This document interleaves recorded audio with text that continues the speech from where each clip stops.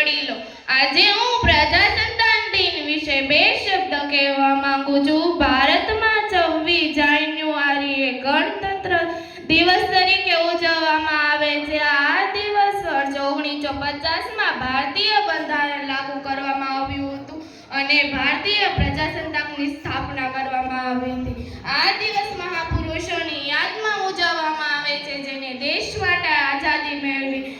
આ મહાપુરુષોએ લોહીનું પાણી અને હાડકાનું ખાતર કરીને આપણને ગુલામીમાંથી મુક્ત કર્યા. આજના દિવસમાં લોકોમાં રાષ્ટ્ર પ્રેમ અને એકતાનો ભાવ વધે છે. આપણા વીરો દેશનું રક્ષણ કરીને દેશભક્ત બન્યા છે. હું પણ આ દેશનો જ છું ને. આપણે શું કરવું? ખાલી ગાડીએ ઝંડી લગાડી દે એટલે શું દેશભક્ત છીએ? દેશ માટેનું ગીત વગાડી દે એટલે શું દેશભક્ત છીએ? ના, પણ આ દેશના વીરો મહાપુરુષો ચાહશે તેમના જીવન ચરિત્ર વાંચીને, તેમના વિચારોને સમજીને સમજવાનો પ્રયત્ન કરું ને તો જ હું સાચો દેશભક્ત છું. અને જે પણ આપણી ફરજમાં આવે તે